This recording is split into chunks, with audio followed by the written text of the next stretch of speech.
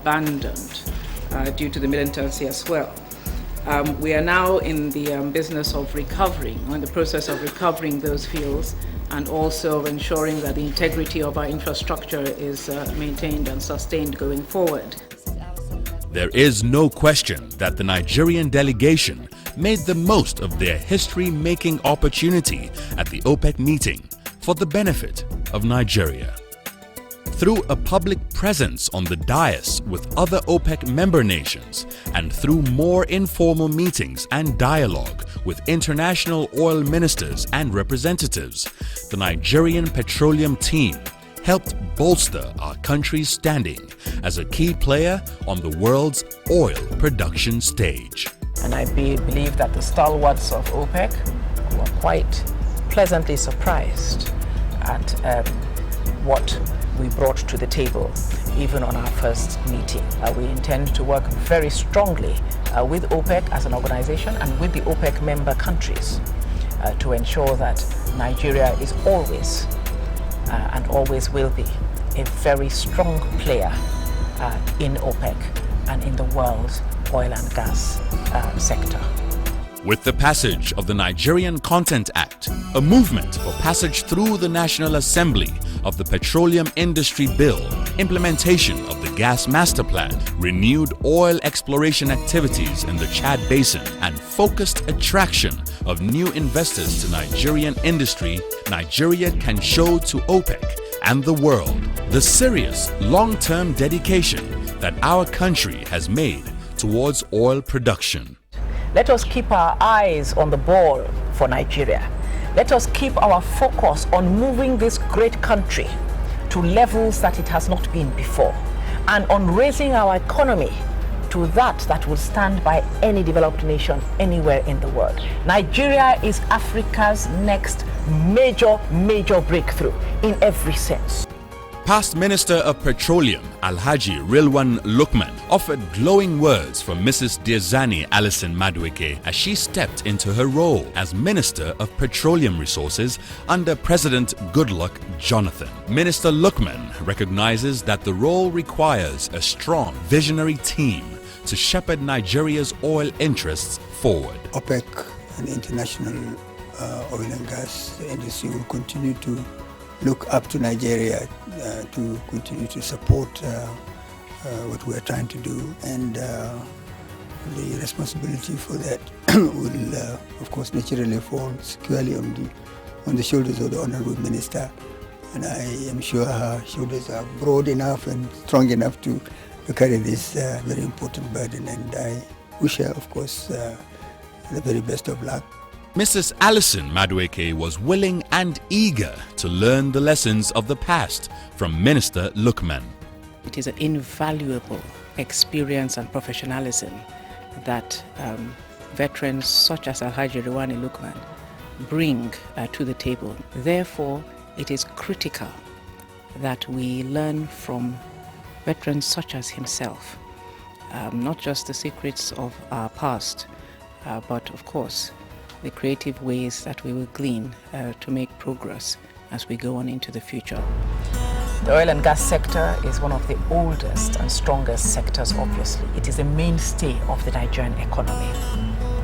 And there have been many great men that have passed through this sector. It is for us to appreciate what each and every one of them have brought to the table, and to take that in the learning curve as we go forward. And it was a focus on the message of gas industrialization that President Goodluck Ebele Jonathan and his team brought, along with Mrs. Alison-Madueke, to center stage at a massive rally in Lagos for the president's campaign. Today, Nigeria is producing over 2.6 million barrels of crude oil. We have had the benefit of a strong leader in President Goodluck Ebele Jonathan. He has given us a vision and a focus, and we are taking it and we are running with it for the benefit and the wherewithal of all Nigerians. And that alone was a major privilege, to be there with him and to campaign with him, knowing what he is doing and what he intends to do for all Nigerians. Notwithstanding tribal differences, forget about religion. President Goodluck Jonathan does not consider all those lines. What he considers is one Nigeria, one entity, and one people. And over the next 4 years, Nigerians will see a transformation that they have never dreamed possible in our time. And it is a privilege to be a part of that. The new administration made it clear to all within the sound of their voices that President Jonathan was wasting no time setting the country on a better, wiser course. Throughout this country, the Nigerian Content Act means that over the next 2 to 3 years, 300,000 jobs will be created for all Nigerians. The Petroleum team, under sanction from President Jonathan, could truly allow all Nigerians to share in a powerful, compelling vision for the country's future. I think very clearly President Goodluck Ebele Jonathan wants to ensure not only that we create a diversified, strong economy, but that in doing that, we keep our eyes on the prudent and pragmatic issues, such as jobs for our youth. Among Nigeria's people, Mrs. Alison-Madueke's efforts are not going unnoticed. For the first time, petroleum fuel everywhere and the price is low. There is no headache. You go out, drive in just 1 minute and buy your fare and just get out of there. Definitely, it's a good thing. It's very encouraging. Due to the new government we are having now and the new minister, as a Nigerian, we can have the opportunity to work to create more job opportunity for our people. So I'm really proud of the country, and I'm really proud of Goodluck Jonathan's administration. The Minister of Petroleum, Mrs. Madueke, is doing a fantastic job, and she really inspired me. I'm proud of her as a woman. People might not realize it now, but in future coming, they'll see what I'm talking about.